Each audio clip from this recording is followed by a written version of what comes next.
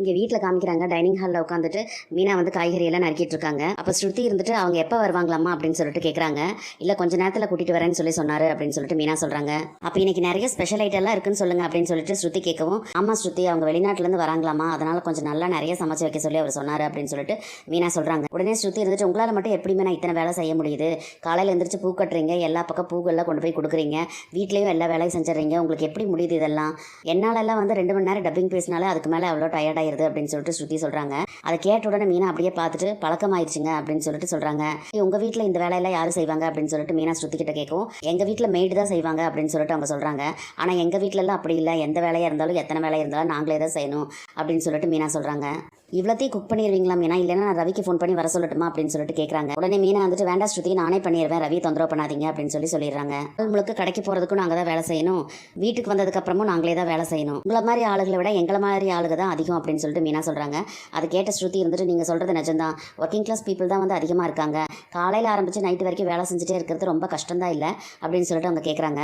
நான் சின்ன வயசுலேருந்து எந்த வேலையுமே செஞ்சதில்லை, எங்கள் அம்மா வந்து என்னை வந்து எந்த வேலையுமே செய்யறதுக்கு விட்டதே இல்லை அப்படின்னு சொல்லிட்டு ஸ்ருதி சொல்கிறாங்க. உடனே மீனா வந்துட்டு, உங்கள் அம்மாவுக்கு வந்து நீங்கள் ஒரே பொண்ணு, அது வசதியானவங்க, அப்புறம் எப்படி உங்களை அந்த மாதிரி வேலையெல்லாம் செய்யறதுக்கு அவங்க விடுவாங்க? அதே தான் மீனா நானும் சொல்கிறேன், நீங்களே வந்து இந்த வீட்டில் எல்லா வேலையும் செய்யணும்னு என்ன அவசியம் இருக்குது? பேசாமல் நம்ம இந்த வீட்டுக்கு ஒரு சர்வெண்ட் மைண்ட் வச்சுக்கலாம்ல அப்படின்னு சொல்லிட்டு ஸ்ருதி சொல்கிறாங்க. அதை கேட்ட உடனே மீனா வந்து அப்படியே பார்த்துட்டு, வீட்டுக்கு வந்து வேலைக்கு தனியாக ஆள் வச்சுக்கலான்னு சொல்கிறீங்களா அப்படின்னு சொல்லி கேட்குறாங்க. ஆமாம் மீனா அப்படின்னு சொல்லிட்டு ஸ்ருதி சொல்லவும், நான் கல்யாணம் ஆகி வந்த புதுசில் இந்த வீட்டில் ஒருத்தவங்க வேலைக்கு வந்துட்டு தான் இருந்தாங்க அப்படின்னு சொல்லி மீனா சொன்னோன்னே, நிஜமாவை சொல்கிறீங்க? எனக்கு அது தெரியவே இல்லையே, ரவி கூட சொல்லவே இல்லையே அப்படின்னு சொல்லி ஸ்ருதி கேட்குறாங்க. நான் இந்த வீட்டுக்கு வந்து அடுத்த நாளே வந்து அத்தை அவங்களை வேலையை விட்டு நிப்பாட்டிட்டாங்க அப்படின்னு சொல்லிட்டு மீனா சொல்கிறாங்க. அதனால் என்ன, புதுசாக ஒரு சர்வெண்ட்டை வச்சிருக்கலாம்ல அப்படின்னு சொல்லிட்டு ஸ்ருதி கேட்கவும், மீனா வந்து எதுவுமே பேசாமல் சிரிக்கிறாங்க. அதெல்லாம் நடக்காதுங்க சொல்லவும், ஏன் அப்படின்னு சொல்லிட்டு ஸ்ருதி கேட்குறாங்க. நீங்கள் சொன்னாலுமே அத்தை வேண்டான்னு தான் சொல்லுவாங்க அப்படின்னு சொல்லிட்டு மீனா சொல்கிறாங்க. ஏன் அப்படி சொல்கிறீங்க மீனா அப்படின்னு சொல்லி ஸ்ருதி கேட்குறாங்க. அவங்கள பொறுத்த வரைக்கும் ஒரு சம்பளம் வாங்காத வேலைக்காரி நான் ஒருத்தி இங்கே இருக்கேன்ல அப்படின்னு சொல்லிட்டு மீனா வந்து மனசு கஷ்டத்தோட சொல்கிறாங்க. அது கேட்ட உடனே ஸ்ருதிக்கே ஒரு மாதிரி ஆயிடுது. ஏன் மேனா நீங்கள் அப்படி சொல்கிறீங்க அப்படின்னு சொல்லிட்டு கேட்குறாங்க.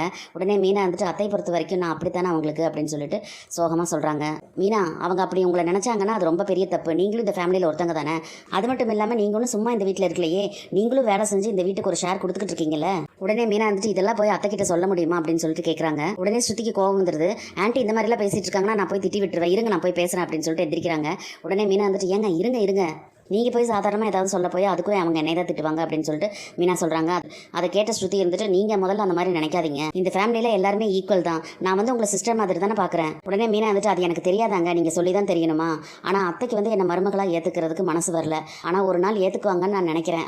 எனக்கும் அவங்க பேசும்போதெல்லாம் கோவம் வரும் தான் அப்படின்னு சொல்லிட்டு மீனா வந்து அப்படியே ஒரு மாதிரியே சொல்லிக்கிட்டு இருக்காங்க. கரெக்டாக அந்த நேரம் பார்த்து ரூம்லேருந்து ரெடியாகி வெளியே வராங்க விஜயா பார்த்தோன்னா ஸ்ருதி திரும்பிட்டு, அங்க ஆண்டி அப்படின்னு சொல்லிட்டு கூப்பிட்றாங்க. என்ன பண்ணிக்கிட்டு இருக்கீங்க அப்படின்னு சொல்லி கேட்டுட்டு இங்கே வந்துட்டு, என்னடி இதெல்லாம் என்ன பண்ணிக்கிட்டு இருக்க, ஏதாவது கல்யாணத்துக்கு ஏதாவது சமைக்க போறியா அப்படின்னு சொல்லிட்டு மீனா காய்கறியெல்லாம் நறுக்கிட்டு இருக்கிறத பார்த்துட்டு கேட்குறாங்க. இல்லத்த, அவர் 2 பேர்த்த வீட்டுக்கு இங்கே கூட்டிகிட்டு வரேன்னு சொன்னார், அவங்களுக்கும் சேர்த்து சமைச்சு வைக்க சொன்னார், அதுக்காக தான் ரெடி பண்ணிக்கிட்டு இருக்கேன் அப்படின்னு சொல்லிட்டு மீனா சொல்கிறாங்க. உடனே விஜய் வந்துட்டு, அவன் யாரை கூட்டிகிட்டு வரான், என்கிட்ட எதுவுமே சொல்லாமல் நீங்கள் உங்கள் இஷ்டத்துக்கு முடிவு பண்ணிடுவீங்களா? உடனே மீனா வந்துட்டு, அவங்க மலேசியாவிலேருந்து வந்திருக்காங்களா மற்ற, அதனால தான் அப்படின்னு சொன்ன உடனே விஜயா இருந்துட்டு, ஓஹோ, கார் சவாரி பிடிக்கிறதுக்காக அவன் இப்போல்லாம் இந்த வேலையெல்லாம் பார்க்க ஆரம்பிச்சிட்டானா? அவன் கார் சவாரி பிடிக்கிறதுக்கு என் வீட்டு சாப்பாடு தான் கிடச்சதா, இது என்ன ஹோட்டலா அப்படின்னு சொல்லிட்டு கத்துறாங்க விஜயா. அதை கேட்டோன்னே மீனாக்கே ஒரு மாதிரி ஆயிருது. அவர் வந்தோன்னு நான் கேட்டு சொல்கிறாத்த அப்படின்னு சொல்லிடுறாங்க. மீனா அப்படி சொன்னதை கேட்டோன்னே ஸ்ருதிக்கு வந்து சிரிப்பு வந்துடுது, பயங்கரமாக சிரிக்கிறாங்க. அதை பார்த்துட்டு முறைச்சிட்டு நிற்கிறாங்க விஜயா. உடனே விஜயா இருந்துட்டு, அவன் வந்தோடனே 1க்கு 2 கோல் மூட்டணும், அவன் என்னை சத்தம் போடணும், அதான் உனக்கு வேணும், ஒன்றும் தேவையில்லை, நானே அவங்ககிட்ட பேசிக்கிறேன் அப்படின்னு சொல்லிட்டு அவங்க பாட்டுக்கு அங்கேருந்து போகிறாங்க. அந்த நேரம் பார்த்து அண்ணாமலை வந்து வீட்டுக்குள்ளே வராரு. என்ன விஜய் அங்கே சத்தம் ரூம் வரைக்கும் கேட்குது அப்படின்னு சொல்லிட்டு அண்ணாமலை சொல்கிறாரு. உடனே விஜயா இருந்துட்டு, எல்லாம் உங்கள் பையன் பண்ணுற வேலை தாங்க, யாரையோ 2 பேர்த்த சாப்பிட்றதுக்கு வேறு வீட்டுக்கு கூப்பிட்டு இருக்கானாமா, இவ வேற இஷ்டத்துக்கு காய்கறியெல்லாம் நறுக்கிட்டு உட்காந்துக்கிட்டு இருக்கு, இது என்ன சத்திரமா அப்படின்னு சொல்லிட்டு விஜயா கேட்கும். இங்கே பாரு விஜயா, முத்து ஏற்கனவே என்கிட்ட ஃபோன் பண்ணி சொல்லிட்டேன், நானும் சரின்னு சொல்லிட்டேன் அப்படின்னு சொல்லிட்டு அண்ணாமலை சொல்கிறாரு. எது சரின்னு சொல்லிட்டீங்களா? உடனே அண்ணாமலை இருந்துட்டு, ஆமாம் வயசானவங்களாம்மா வெளிநாட்டிலேருந்து வந்திருக்காங்க, அதனால் வீட்டுக்கு கூப்பிட்டு சாப்பாடு போடணும்னு சொல்லி அவன் ஆசைப்படுறான், அதனால தான் நானும் சரின்னு சொன்னேன் அப்படின்னு சொல்லிட்டு சொல்கிறாரு. இப்போ வீட்டுக்குள்ளே அன்னலட்சுமி புழங்கணும், நம்ம மட்டும் இப்படியே செஞ்சு சாப்பிட்டுட்டு உட்காந்துருந்தா அது ஆகாது, மற்றவங்க 4 பேர்த்த கூப்பிட்டு சாப்பாடு போட்டால் தான் வந்து வீடு விளங்கும் அப்படிங்கிற மாதிரி அண்ணாமலை சொல்கிறாரு. உடனே விஜய் வந்துட்டு, ஏன் இப்போ மட்டும் என்ன விளங்கலையா, என்னமோ பண்ணுங்க அப்படின்னு சொல்லிட்டு அவங்க பாட்டுக்கு கிளம்பி போயிடுறாங்க. விஜய் அந்த பக்கம் போனோம்னா அண்ணாமலை இருந்துட்டுமா, நீ நல்லா சமைச்சு வைமா அப்படின்னு சொல்லிட்டு அவர் பாட்டுக்கு உட்கார்றாரு. முத்து வந்து அந்த மலேசியாவிலேருந்து வந்த தம்பதிகளை வீட்டுக்கு கூட்டிகிட்டு வந்ததுக்கப்புறம் தான் வந்து விஜயாக்கும் இந்த ரோகிணிக்கும் இருக்குது. இனி என்னெல்லாம் நடக்க போகுதுன்னு சொல்லி நம்ம பொறுத்திருந்து பார்க்கலாம் ஃப்ரெண்ட்ஸ். நம்ம வீடியோ பிடிச்சிருந்தா லைக் பண்ணி சப்ஸ்கிரைப் பண்ணுங்கள். தேங்க்யூ.